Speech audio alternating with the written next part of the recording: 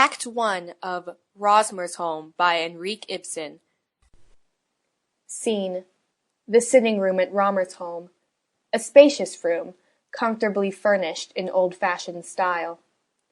In the foreground, against the right-hand wall, is a stove decorated with sprigs of fresh birch and wild flowers. Farther back, a door. In the back wall, folding doors lead into the entrance hall.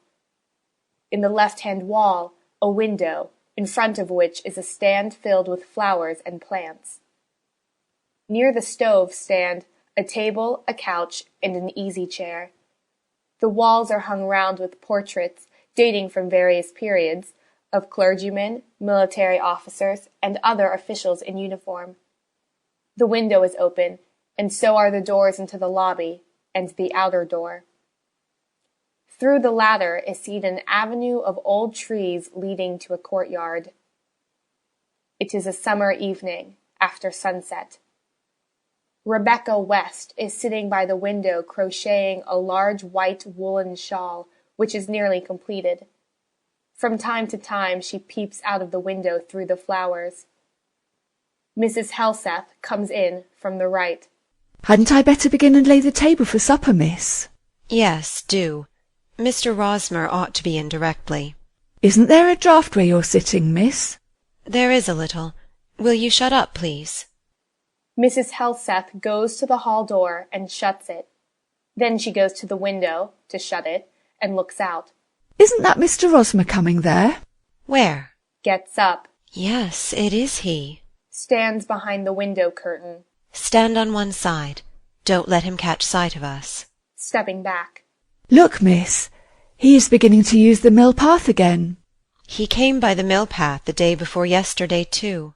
Peeps out between the curtain and the window frame. "Now we shall see whether—" "Is he going over the wooden bridge?" "That is just what I want to see." "No, he has turned aside. He is coming the other way round today, too." Comes away from the window. "It is a long way round." "Yes, of course. One can well understand his shrinking from going over that bridge. The spot where such a thing has happened is—" Folding up her work. "They cling to their dead a long time at Rosmer's home." "If you ask me, miss, I should say it is the dead that cling to Rosmer's home a long time." "The dead?" "Yes, one might almost say that they don't seem to be able to tear themselves away from those they have left behind." "What puts that idea into your head?" "Well, otherwise I know the white horses would not be seen here." "Tell me, Mrs. Helseth, what is this superstition about the white horses?" "Oh, it is not worth talking about. I'm sure you don't believe in such things either." "Do you believe in them?" Goes to the window and shuts it. "Oh, I'm not going to give you a chance of laughing at me, miss." Looks out. "See, is that not Mr. Rosmer out on the mill path again?" "That man out there?" Goes to the window. "Why, that is Mr. Kroll, of course." "So it is, to be sure." "That is delightful, because he is certain to be coming here." "He actually comes straight over the wooden bridge. He does for all that she was his own sister. Well, I will go in and get the supper laid, miss." Goes out to the right. Rebecca stands still for a moment, then waves her hand out of the window, nodding and smiling. Darkness is beginning to fall. Going to the door on the right and calling through it. "Mrs. Helseth, I am sure you won't mind preparing something extra nice for supper. You know what dishes Mr. Kroll is especially fond of." "Certainly, miss, I will." Opening the door into the lobby. "At last, Mr. Kroll. I am so glad to see you." Coming into the lobby and putting down his stick. Thank you. Are you sure I am not disturbing you? "You? How can you say such a thing?" Coming into the room. You are always so kind. Looks round the room. Is John up in his room? "No, he has gone out for a walk. He is later than usual of coming in, but he is sure to be back directly." Points to the sofa. "Do sit down and wait for him." Putting down his hat. Thank you. Sits down and looks about him. How charmingly pretty you have made the old room look. Flowers everywhere. "Mr. Rosmer is so fond of having fresh flowers about him." And so are you, I should say. "Yes, I am. I think their scent has such a delicious effect on me, and till lately we had to deny ourselves that pleasure, you know. Poor Beata could not stand the scent of them. Nor their colours either. They made her feel dazed. Yes, I remember. Well, and how are things going here? Oh, everything goes on in the same quiet, placid way. One day is exactly like another. And how are things with you? Is your wife— Oh, my dear Miss West, don't let us talk about my affairs. In a family there is always something or other going awry, especially in such times as we live in now. Sitting down in an easy-chair near the sofa. Why have you never once been near us during the whole of your holidays? Oh, it doesn't do to be importunate, you know. If you only knew how we have missed you. And besides, I have been away, you know. Yes, for a fortnight or so. I suppose you have been going the round of the public meetings. Yes, what do you say to that? Would you have ever thought I would become a political agitator in my old age, eh? You have always been a little bit of an agitator, Mr. Kroll. Oh, yes, just for my own amusement. But for the future it is going to be in real earnest. Do you ever read the Radical newspapers? Yes, I won't deny that. My dear Miss West, there is no objection to that. Not as far as you are concerned. No, that is just what I think. I must follow the course of events, keep up with what is happening. Well, under any circumstances, I should never expect you, as a woman, to side actively with either party in the civic dispute. Indeed, one might more properly call it the civil war that is raging here. I dare say you have read, then, the abuse that these nature's gentlemen are pleased to shower upon me, and the scandalous coarseness they consider they are entitled to make use of. Yes, but I think you have held your own pretty forcibly. That I have, though I say it. I have tasted blood now, and I will make them realize that I am not the sort of man to take it lying down. No, no, do not let us get upon that sad and distressing topic this evening. No, my dear Mr. Kroll, certainly not. Tell me instead, how you find you get on at Rosmersholm, now that you are alone here. I mean, since our poor Beata. Oh, thanks, I get on very well here. Her death has made a great gap in the house in many ways, of course, and one misses her and grieves for her naturally. But in other respects— Do you think you will remain here, permanently, I mean? Dear Mr. Kroll, I really never think about it at all. The fact is that I have become so thoroughly domesticated here that I almost feel as if I belonged to the place too. You? I should think you did. And as long as Mr. Rosmer finds I can be any comfort or any use to him, I will gladly remain here, undoubtedly. Looking at her with some emotion. You know, there is something splendid about a woman sacrificing the whole of her youth for others. What else have I had to live for? At first, when you came here, there was your perpetual worry with that unreasonable cripple of a foster-father of yours. You mustn't think that Dr. West was as unreasonable as that when we lived in Finnmark. It was the trying journeys by sea that broke him up. But it is quite true that after we had moved here there were 1 or 2 hard years before his sufferings were over. Were not the years that followed even harder for you? No, how can you say such a thing? I, who was so genuinely fond of Beata, and she, poor soul, was so sadly in need of care and sympathetic companionship. You deserve to be thanked and rewarded for the forbearance with which you speak of her. Moving a little nearer to him. Dear Dr. Kroll, you say that so kindly and so sincerely that I feel sure you really bear me no ill will. Ill will? What do you mean? Well, it would not be so very surprising if it were rather painful for you to see me, a stranger, doing just as I like here at Rosmersholm. How in the world could you think? Then it is not so. Holds out her hand to him. Thank you, Mr. Kroll. Thank you for that. But what on earth could make you take such an idea into your head? I began to be afraid it might be so, as you have so seldom been out here to see us lately. I can assure you, you have been on the wrong scent entirely, Miss West. And, in any case, the situation of affairs is unchanged in any essential point. Because during the last sad years of poor Beata's life, it was you, and you alone, even then, that looked after everything here. But it was more like a kind of regency in the wife's name. Whatever it was, I will tell you what, Miss West, as far as I am concerned, I should have nothing whatever to say against it to you. But it doesn't do to say such things. What things? Well, if it so happened that you were to step into the empty place— I have the place I want already, Mr. Kroll. Yes, as far as material benefits go, but not— For shame, Mr. Kroll, how can you sit there and jest about such things? Oh, well, I dare say our good John Rosmer thinks he has had more than enough of married life, but, all the same— Really, you almost make me feel inclined to laugh at you.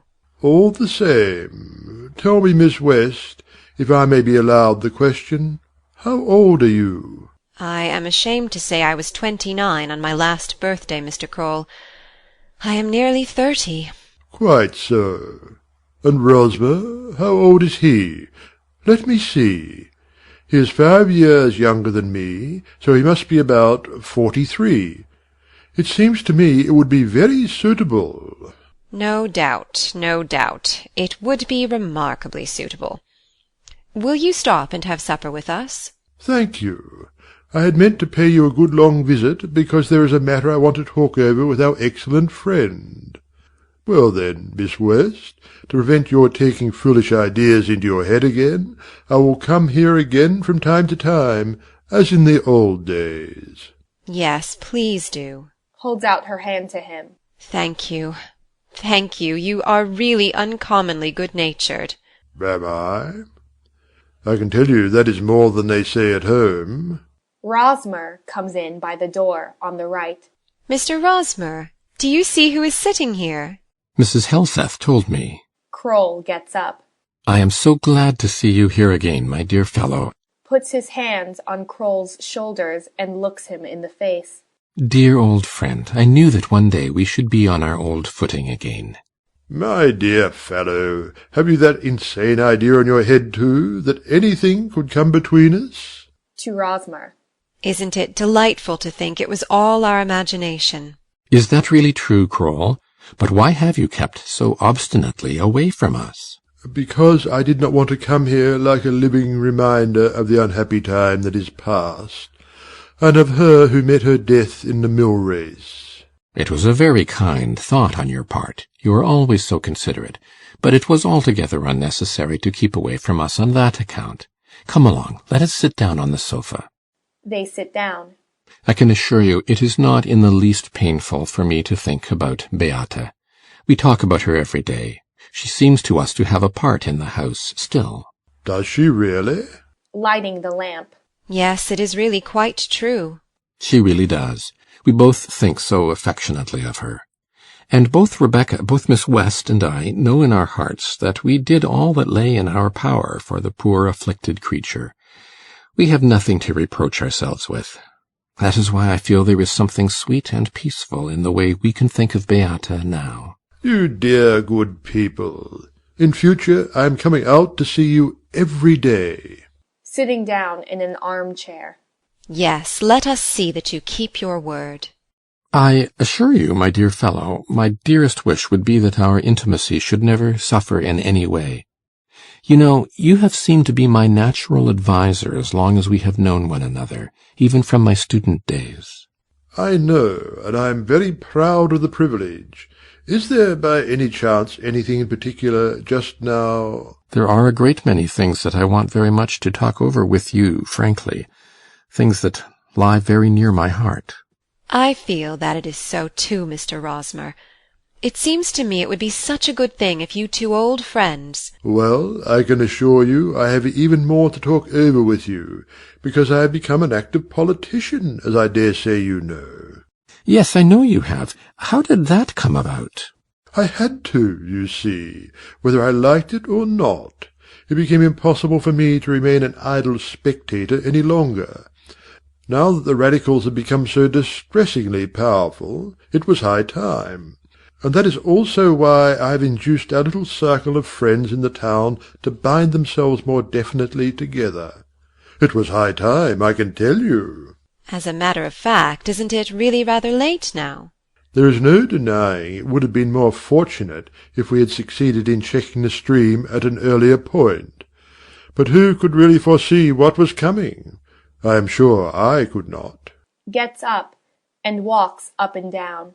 Anyway, my eyes are completely open now, for the spirit of revolt has spread even into my school. Into the school? Surely not into your school. Indeed it has. Into my own school. What do you think of this? I have got wind of the fact that the boys in the top class, or rather a part of the boys in it, have formed themselves into a secret society, and have been taking in Morton Scout's paper. Ah, the Searchlight. Yes, don't you think that is a nice sort of intellectual pabulum for future public servants? But the saddest part of it is that it is all the most promising boys in the class that have conspired together and hatched this plot against me. It is only the duffers and dunces that have held aloof from it. Do you take it so much to heart, Mr. Kroll? Do I take it to heart, to find myself so hampered and thwarted in my life's work? I might find it in my heart to say that I could even take that for what it is worth, but I have not told you the worst of it. Looks round the room. I suppose nobody is likely to be listening at the doors? Oh, certainly not.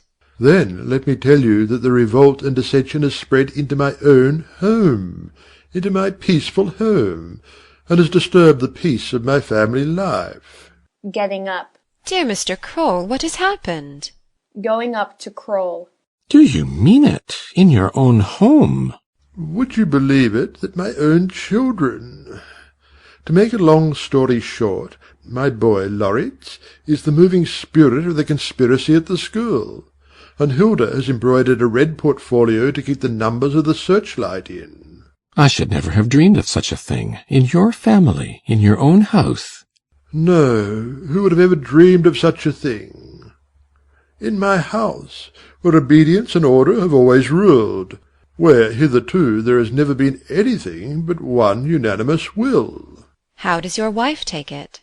Ah, that is the most incredible part of the whole thing.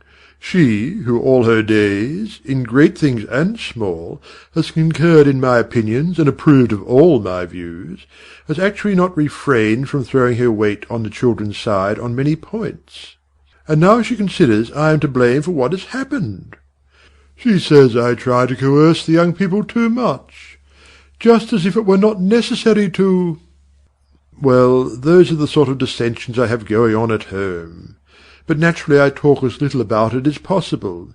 It is better to be silent about such things. Walks across the floor. Oh, yes. Oh, yes. Stands by the window, with his hands behind his back, and looks out. Goes up to Rosmer and speaks in low, hurried tones, unheard by Kroll. Do it. Not tonight.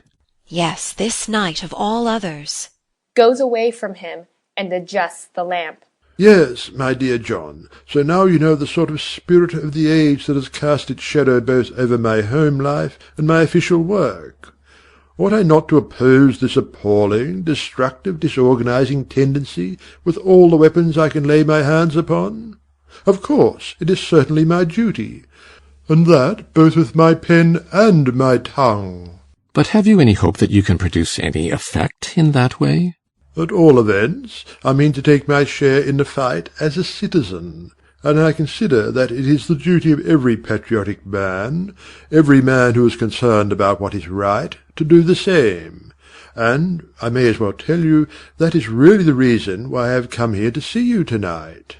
My dear fellow, what do you mean? What can I? You are going to help your old friends, and do as we are doing, take your share in it to the best of your ability. But, Mr. Kroll, you know how little taste Mr. Rosmer has for that sort of thing. Then he has to overcome that distaste now. You do not keep abreast of the times, John. You sit here and bury yourself in your historical researches. Goodness knows, I have the greatest respect for family pedigrees and all that they imply. But this is not the time for such occupations, unhappily. You have no conception of the state of affairs that is going on all over the country. Every single idea is turned upside down, or very nearly so. It will be a hard fight to get all the errors straightened out again. I can quite believe it, but that sort of fight is not in my line at all. Besides, I rather fancy that Mr. Rosmer has come to look at the affairs of life with wider-opened eyes than before. With a start. Wider-opened eyes? Yes, or with an opener mind, with less prejudice. What do you mean by that? John, surely you could never be so weak to allow yourself to be deluded by the accidental circumstance that the demagogues have scored a temporary success? My dear fellow, you know very well that I am no judge of politics, but it certainly seems to me that of late years individual thought has become somewhat more independent. Quite so. But do you consider that, as a matter of course, to be a good thing? In any case, you are vastly mistaken, my friend. Just inquire a little into the opinions that are current among the radicals, both out here in the country and in town. You will find them to be nothing else than the words of wisdom that appear in the Searchlight. Yes, Morton's Guard has a great deal of influence over the people about here. Yes, just think of it. A man with as dirty a record as his. A fellow that was turned out of his place as a schoolmaster because of his immoral conduct. This is the sort of man that poses as a leader of the people. And successfully, too. Actually successfully. I hear that he means to enlarge his paper now. I know, on reliable authority, that he is looking for a competent assistant. It seems to me surprising that you and your friends do not start an opposition paper. That is exactly what we intend to do. This very day we have bought the County News. There was no difficulty about the financial side of the matter, but— Turns toward Rosmer. Now we have come to the real purport of my visit. It is the management of it, the editorial management. That is the difficulty, you see. Look here, Rosmer, don't you feel called upon to undertake it, for the sake of the good cause? I? How can you think of such a thing? I can quite understand your having a horror of public meetings, and being unwilling to expose yourself to the mercies of the rabble that frequents them. But an editor's work, which is carried out in much greater privacy, or rather— No, my dear fellow, you must not ask that of me. It would give me the greatest pleasure to have a try at work of that sort myself, only it would be quite out of the question for me. I am already saddled with such an endless number of duties. You, on the other hand, who are no longer hampered by any official duties, might— Of course, the rest of us would give you all the help in our power. I cannot do it, Kroll. I am not fitted for it. Not fitted for it? That is just what you said when your father got you your living. I was quite right, and that was why I resigned it, too. Well, if you only make as good an editor as you did a parson, we shall be quite satisfied. My dear Kroll, once for all, I cannot do it. Well, then, I suppose you will give us the use of your name, at all events? My name? Yes, the mere fact of John Rosmer's name being connected with it will be a great advantage to the paper. We others are looked upon as pronounced partisans. I myself even have the reputation of being a wicked fanatic, I am told.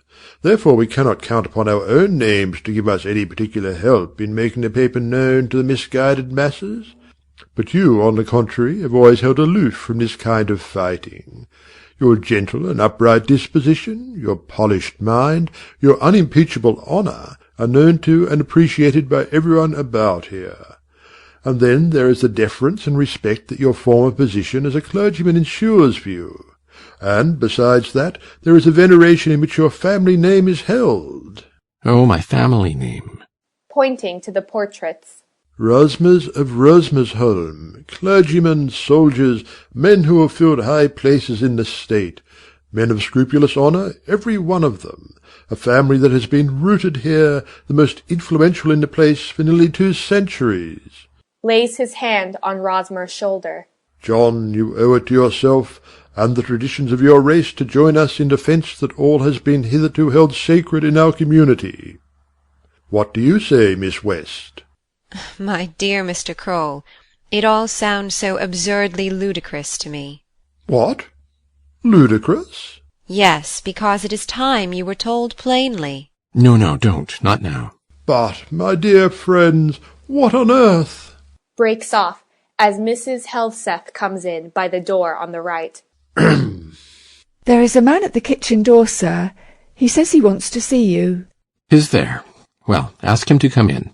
Shall I show him in here, sir? Certainly. But he doesn't look the sort of man one ought to allow in here. What does he look like, Mrs. Helseth? Oh, he's not much to look at, miss. Did he not give you his name?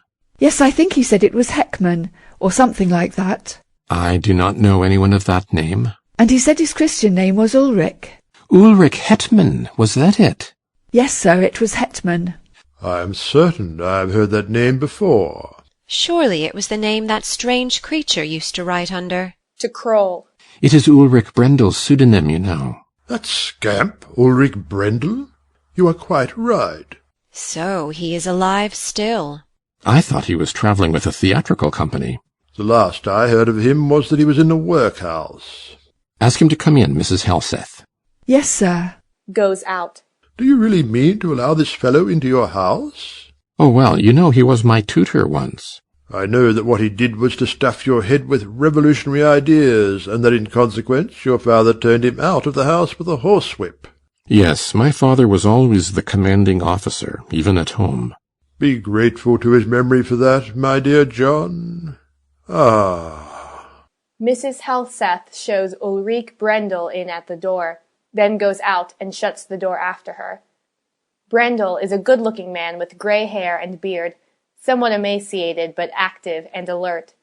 He is dressed like a common tramp, in a threadbare frock coat, shoes with holes in them, and no visible linen at his neck or wrists. He wears a pair of old black gloves, carries a dirty soft hat under his arm, and has a walking stick in his hand. He looks puzzled at first, then goes quickly up to Kroll, and holds out his hand to him. Good evening, John.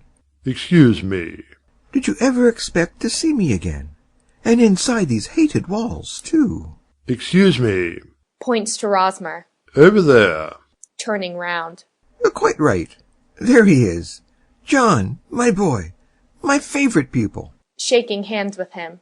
My old tutor. In spite of certain recollections, I could not pass by Rochmersham without paying you a flying visit. You are very welcome here now, be sure of that. And this charming lady? Bows to Rebecca. Your wife, of course. Miss West. A near relation, I presume. And our stranger friend here. A colleague, I can see. Mr. Kroll, manager of the grammar school here. Kroll. Wait a moment. Did you take the philology course in your student days? Certainly I did. By Jove, I used to know you then. Excuse me. Were you not Excuse me. one of those champions of all the virtues that got me turned out of the debating society? Very possibly, but I disclaim any other acquaintance with you. All right.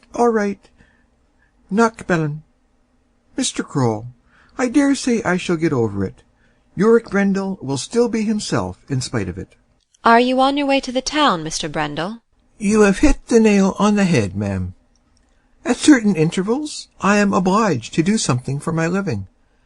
I do not do it willingly, but, enfin, when needs must. My dear Mr. Brendel, will you not let me be of assistance to you? In some way or another, I mean.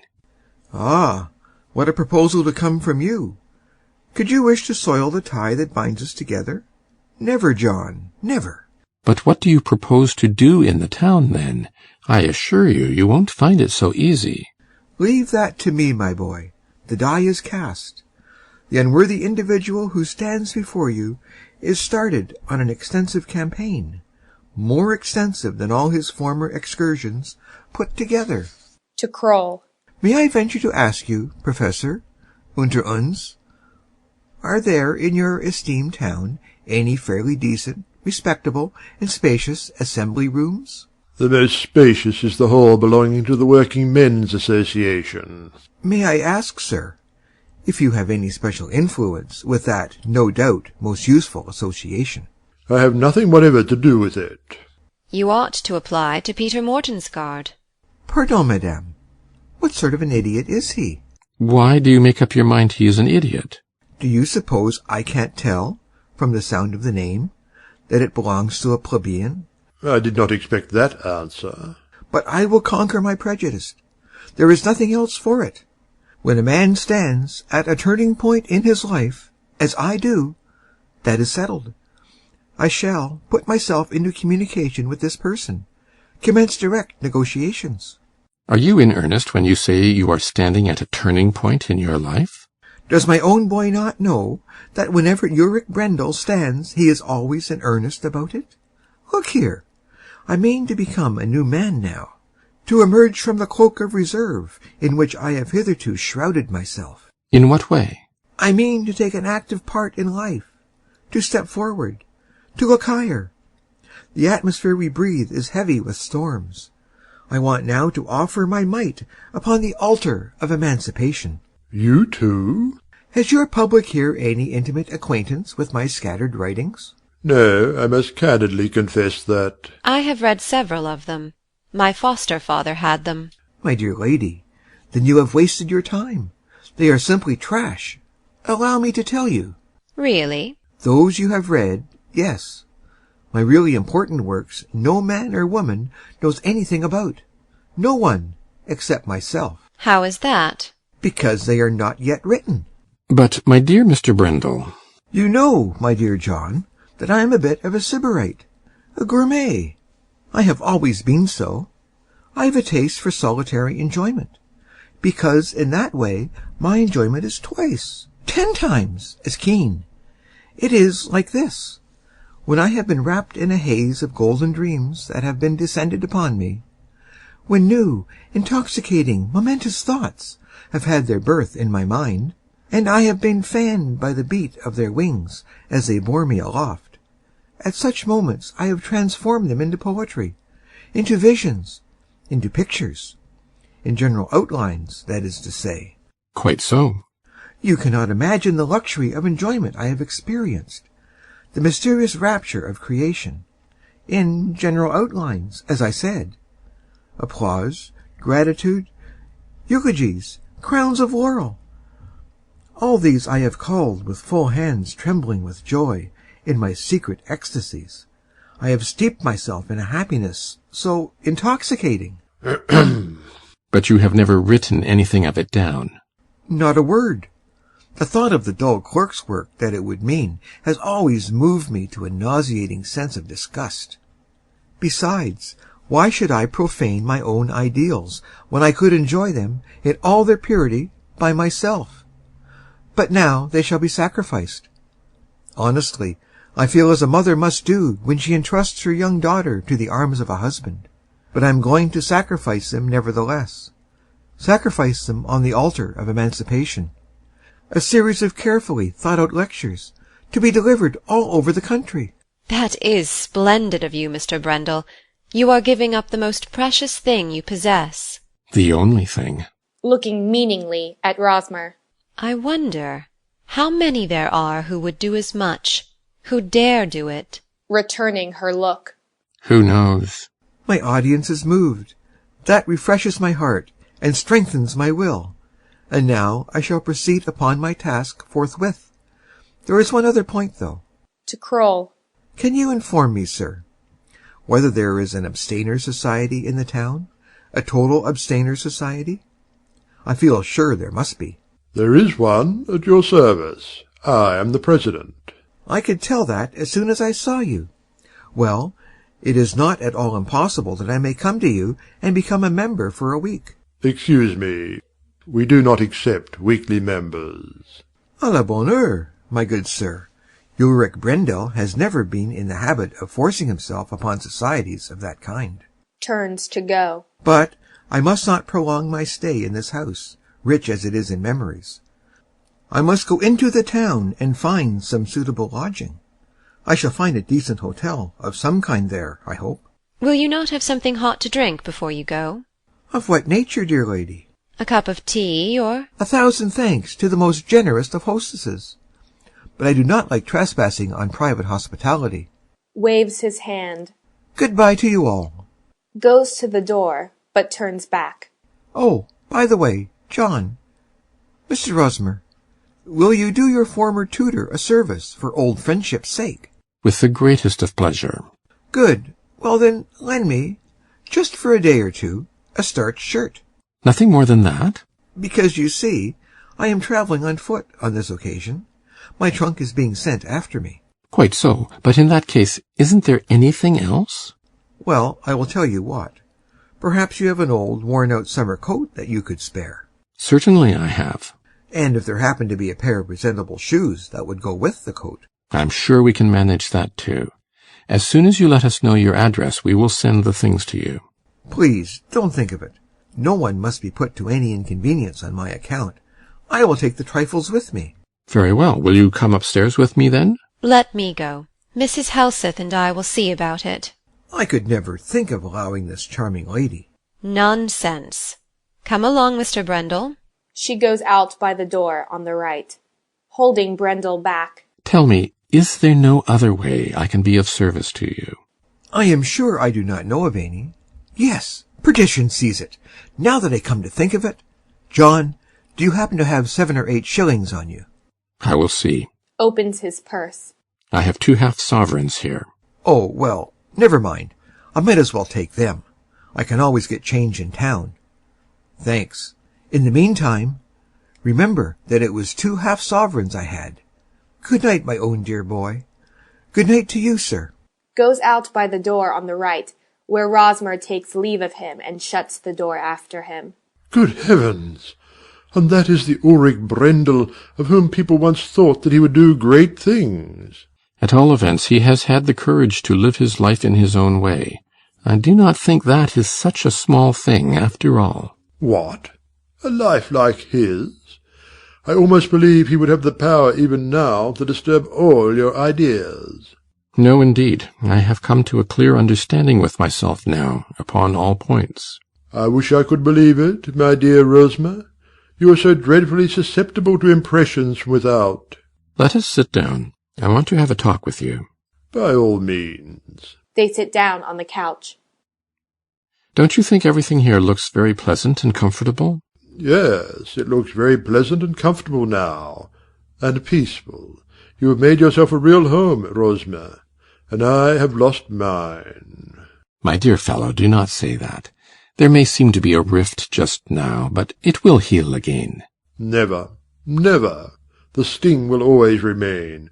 Things can never be as they were before. I want to ask you something, Kroll. You and I have been the closest of friends now for so many years. Does it seem to you conceivable that anything could destroy our friendship? I cannot imagine anything that could cause a breach between us. What has put that into your head? Well, you're attaching such tremendous importance to similarity of opinions and views. Certainly I do.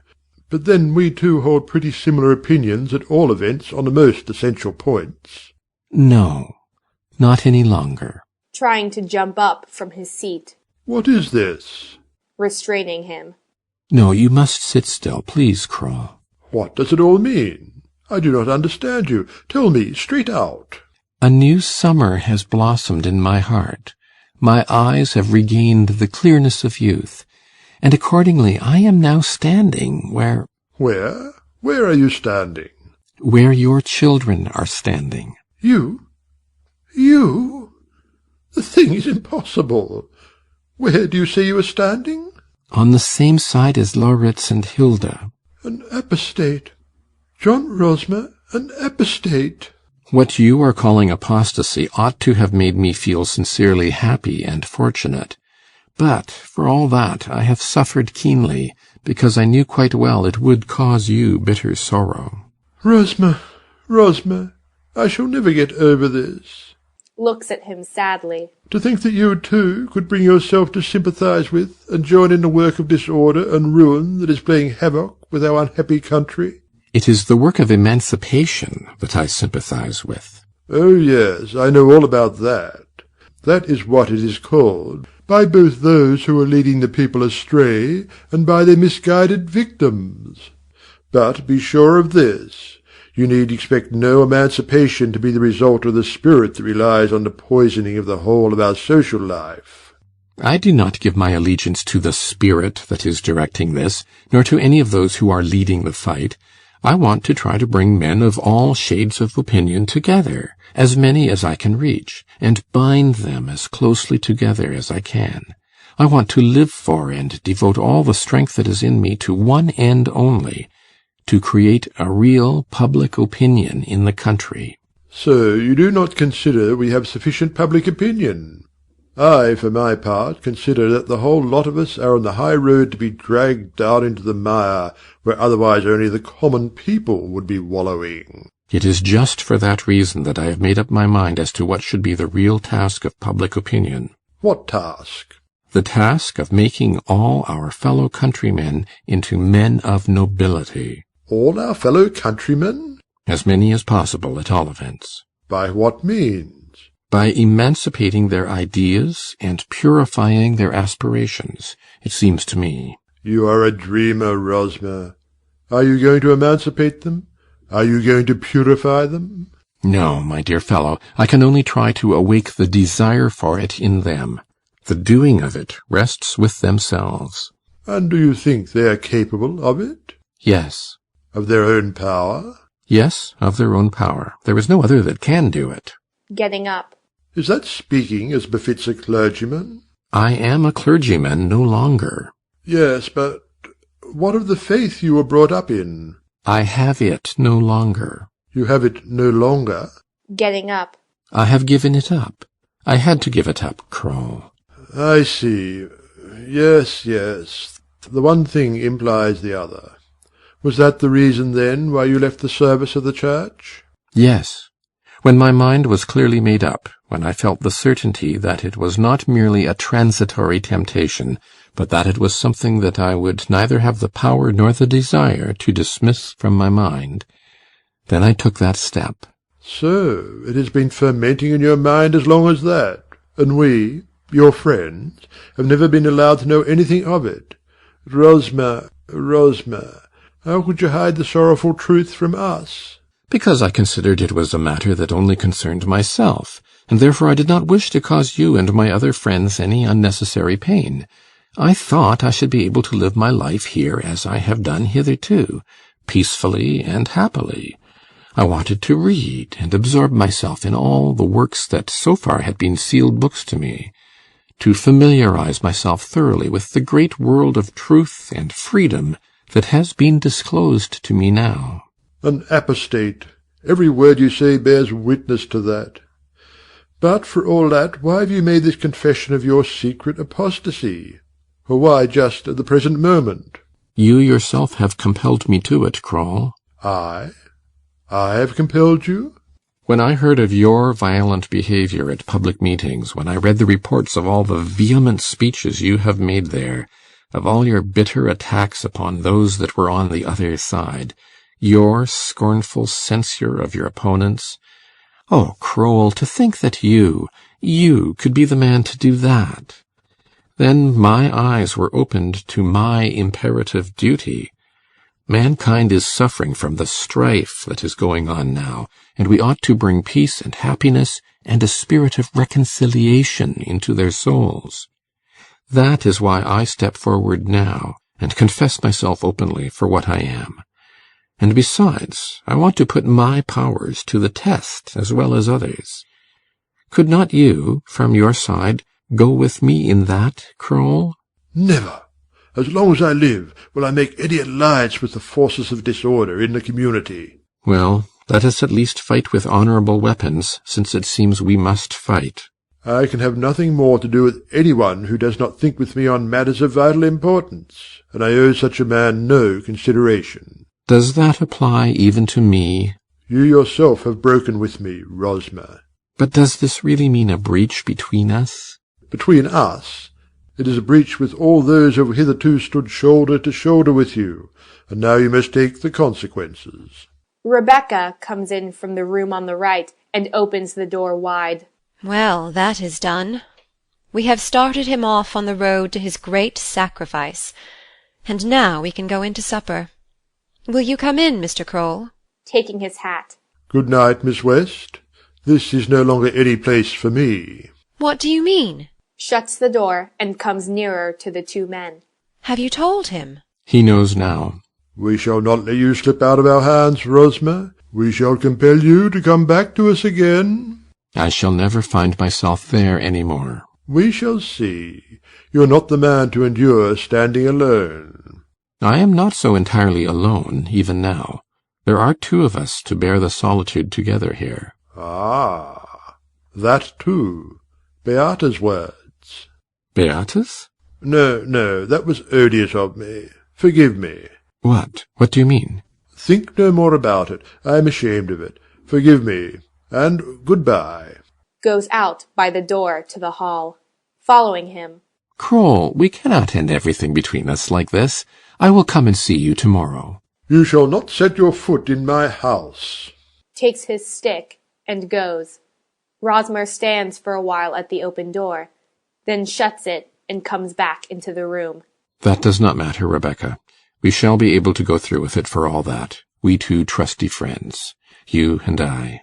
What do you suppose he meant just now when he said he was ashamed of himself? My dear girl, don't bother your head about that. He didn't even believe what he meant himself. But I will go and see him tomorrow.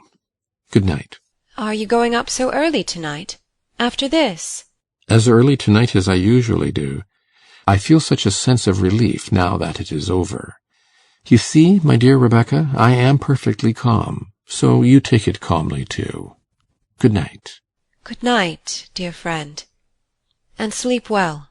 Rosmer goes out by the door to the lobby.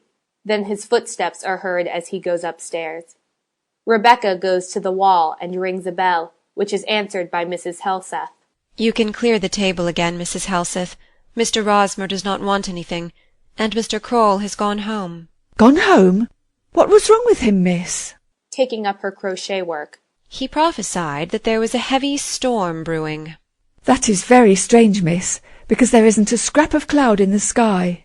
Let us hope he doesn't meet the white horse, because I am afraid it will not be long before we hear something of the family ghost. God forgive you, miss. Don't talk of such a dreadful thing. Oh, come, come. Do you really think, miss, that someone here is to go soon? Not a bit of it. But there are so many sorts of white horses in this world, Mrs. Helseth. Well, good night. I shall go to my room now. Good night, miss. Rebecca takes her work and goes out to the right. Mrs. Helseth shakes her head as she turns down the lamp and mutters to herself, Lord, Lord, how queer Miss West does talk sometimes.